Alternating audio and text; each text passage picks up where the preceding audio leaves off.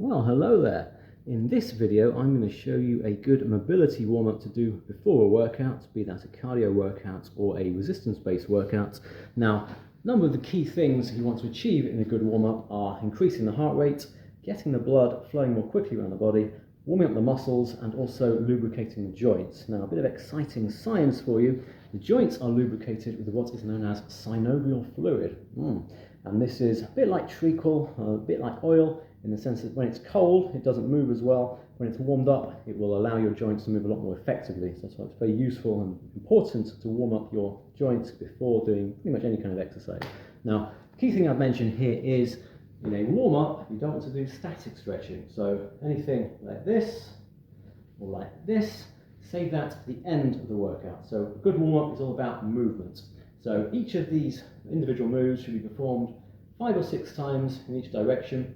You should be working within your natural range of motion, so it's not a stretch as such. You're not trying to push yourself beyond your natural range of motion, but instead just to kind of activate the directions and the areas that you can already move within. So a good way to remember the order in which to do a mobility warm-up is simply to start at the top, finish at the bottom. Now I will make this a bit quicker just for the sake of time, but a good way to start is just by slowly, carefully and under control, and again within your natural range of motion, warming up the neck by moving the head first of all forwards and backwards and side to side.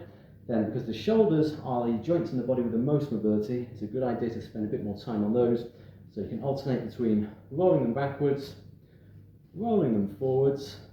Again, you can spend a bit more time on this than I am. I'm just doing quick for demonstrative purposes.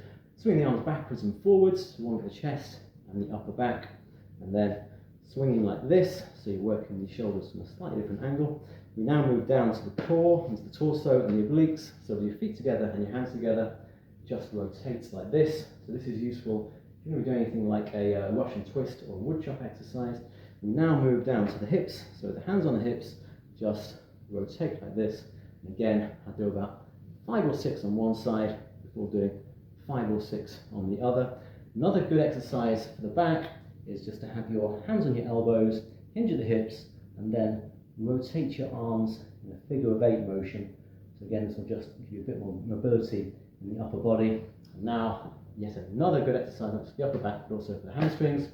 You're going to alternate between bending forwards to touch the toes, and then just sitting back to open up the hip flexors. So again, work in a natural range of motion.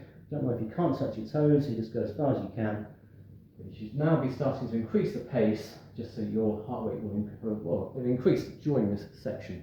Okay, if you're doing an upper body workout, that's probably enough, and you may just want to do a quick pulse raiser, something like this, just to get the heart rate pumping a bit more, and you're good to go. If you're doing a leg workout, remember to spend a bit more time on the legs, which can include alternating between swinging the leg forwards and backwards, then going side to side, and then doing some rotations like that, and then changing direction, then doing the same on the other leg, then going down to the knees, and with the hands on the knees, just rotating like this to warm up not just the knees, but the ankles. Okay, so you've now gone head to toe. For a final pulse raise exercise, you now just try some body weight squats, so feet shoulder width apart, hand across the chest, and then just do this. And this should mean you're just starting to get slightly out of breath, slightly warm, and now you have completed your full body mobility workout and you are able to get started on your workout. Thanks for watching.